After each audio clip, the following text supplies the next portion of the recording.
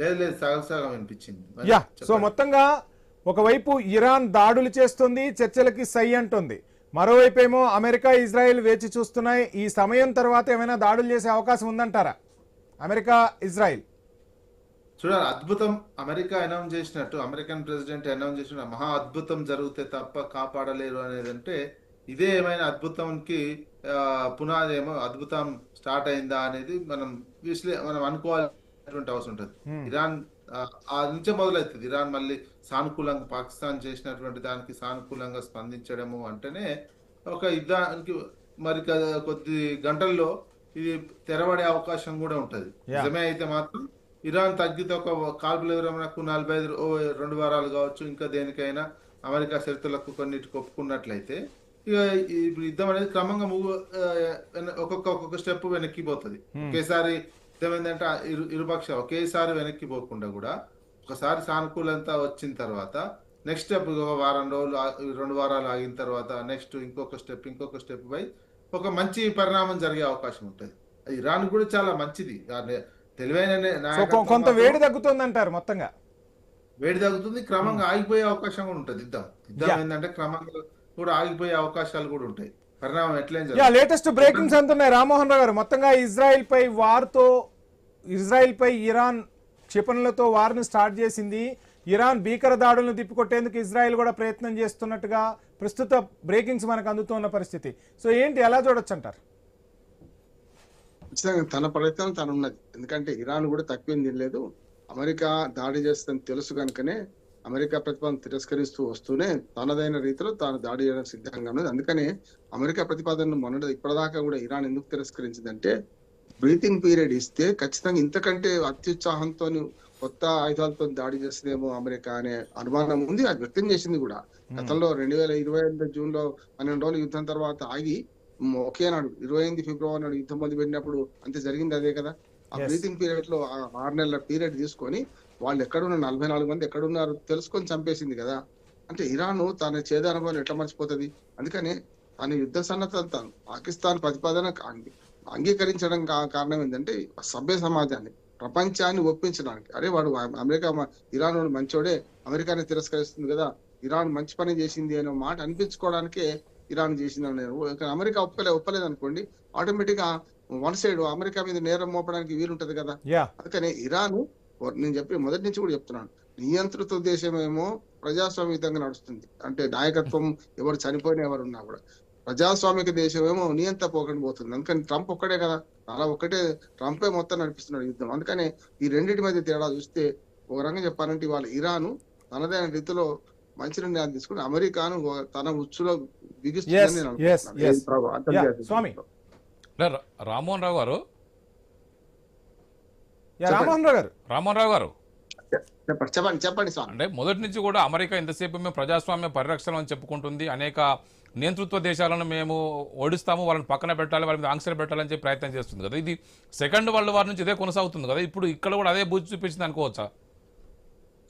ఖచ్చితంగా second world war తర్వాత కూడా పరిణామాలు చూస్తే వియత్నాం విషయంలో అమెరికా చేసిన పని ఏంది? దుర్మార్గంగా వియత్నాం ఆక్రమించుకుంటా రకరకాలు చేసి అక్కడి నుంచి విడ్డాల్సి వచ్చింది. అమెరికా చిన్న దేశంతో రోడ్డుపోయింది.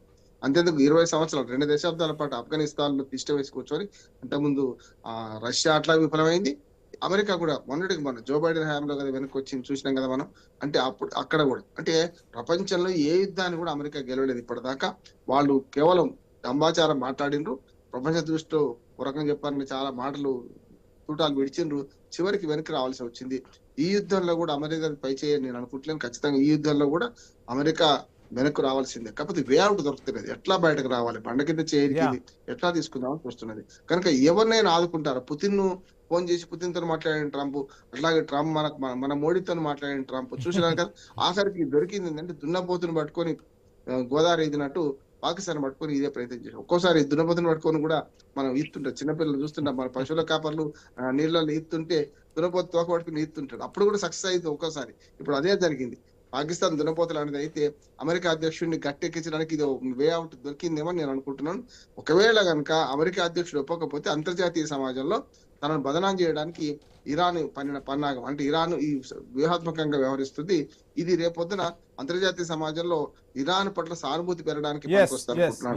లేదు యుద్ధం కానీ అట్లా ఊరుకోలేదు, చేస్తుడు ఊరుకోవడం లేదు, ఖచ్చితంగా సమాధానం ఇస్తా ఉంటుంది. అన్నిటికంటే ముఖ్యం ఏంటంటే అమెరికా ఇరాన్ ఒప్పినా ఇజ్రాయెల్ ఒప్పదు. ఇక్కడ ఇంకో అంశం కూడా మాట్లాడుకోవాలి రామ్మోహన్ రావు గారు. మనం ఇరాన్ కి సంబంధించి ఒక 3 లేయర్స్ ఆఫ్ లీడర్స్ ని ఫస్ట్ లోనే వీళ్ళు తొలగించేశారు. సో వాళ్ళందరినీ కూడా దాడులతో హతం చేసిన పరిస్థితి అయినప్పటికీ కూడా ఇంకా లీడర్షిప్ ఉంది. అండ్ ఇక్కడ ఇంకొకటి కూడా మనం ముస్తఫా ఖమేనీ కూడా హతమయ్యాడని కొంత వార్తలు వినిపిస్తున్నాయి, గాయపడ్డాడని వార్తలు వినిపిస్తున్నాయి. నాయకుడు అనేవాడు ఉంటేనే సేనలు ముందుకు కదులుతాయి. సో అసలు ఇప్పుడు ఇరాన్ లో ఉన్న ప్రతి ఒక్కళ్ళు నాయకులే అన్నట్టుగా బాధ్యత తీసుకొని ముందుకు పోతున్నట్టు మనకు అనిపించట్లా? ఖచ్చితంగా నేను కృష్ణాష్టమి ఉదాహరణ అదే చెప్పాను కదా, 8 మంది బలాఢ్యులు కింద నిలబడితే పైన పిల్లవాడు ఉట్టి కొట్టడం ముఖ్యమా లేకపోతే పైన నాయకుడు ఉండడం ముఖ్యమా అంటే ఉట్టి కొట్టడం ముఖ్యం. అందుకని ఇరాన్ ఆ రకంగా గెలుస్తున్నది. ఉట్టి కొట్టడం నేనే ఉట్టి కొడతా అని బలాఢ్యుడైన మన ట్రంప్ పైకి ఎక్కి నిలబడ్డాడు, మొత్తం కుప్పగొలిపోతున్నాడు. అందుకని కృష్ణాష్టమి ఉదాహరణ బృంద నాయకత్వానికి ప్రత్యేకనేమో ఇరాన్ అవుతుంది, ఏకనాయకత్వానికి ప్రత్యేకనేమో మనకు అమెరికా అవుతుంది. కనుక ఖచ్చితంగా ఆ రకంగా ఇవాళ అమెరికా సభ్య సమాజంలో ఫెయిల్ అవుతుంది. అట్లాగే యుద్ధం అంతర్జాతీయ సూత్రాలకు విరుద్ధంగా మొదలుపెట్టింది అమెరికానే కదా. ఎస్ రామ్మోహన్ గారు మా కొలీగ్ రాము జాయిన్ అయ్యారు. క్షేత్రస్థాయిలో ఈరోజు ప్రజలు, సో మనము డిస్కస్ చేస్తున్నాం, మనం మాట్లాడుతున్నాం, క్షేత్రస్థాయిలో కూడా ప్రజలు ప్రతి అంశాన్ని గమనిస్తూ ఉన్నారు. సో ఇంత సమయం అవుతున్నా కానీ ఎదురు చూస్తున్న పరిస్థితి, ఏ విధమైన పరిణామాలు జరగబోతున్నాయని. ఇందులో 2 అంశాలు. ఒకటి, ప్రపంచ రాజకీయాలపై అందరికీ ఆసక్తి ఉంటుంది, వాటిని గమనిస్తూ ఉంటారు అనుకునే ఒక అంశం అయితే, ఈరోజు అక్కడ జరుగుతున్న చర్యలు మన నట్టింట్లో వంటింట్లో సమస్యకు కారణమవుతున్నాయి, సామాన్యుడి జీవితంపై ప్రభావం చూపుతున్న పరిస్థితి. ప్రజలందరూ కూడా ఆసక్తిగా ఎదురు చూస్తున్నారు. రాము, ఏం చెప్పదలుచుకున్నారు? ఎస్వంశీ, మనం ఇప్పుడు ప్రజెంట్ చూసుకుంటే వరల్డ్ వార్ అంటే ఈ యొక్క మాటల యుద్ధం తప్ప ఇటువంటి పరిణామాలు చోటు చేసుకోవనేది మాత్రం స్పష్టంగా కనిపిస్తుంది. అయితే ఏదైతే ట్రంప్ ప్రకటించిన ఈ యొక్క ఏదైతే ఇరాన్ ని పూర్తిగా అంతం చేస్తాము, ఇరాన్ నాగరికతని అంతం చేస్తాం, ప్రపంచ పటంలో ఇరాన్ లేకుండా చేస్తామని ఈ వర్డ్స్ అనేవి వర్డ్స్ వారుగానే చూడాలి. అయితే అంతకుమించి ఇంకేమైనా అద్భుతం జరిగిపోదు. అయితే ఇరాన్ మాత్రం చాలా మానసికంగా ధైర్యంగా ఉందని చెప్పుకోవచ్చు. ఎందుకంటే ఇరాన్ ని ఎవరు ఏమీ ఆదేశించట్లేదు, ఏమీ ఒక మార్గాన్న దిక్సూచిగా చెప్పే పరిస్థితి లేదు.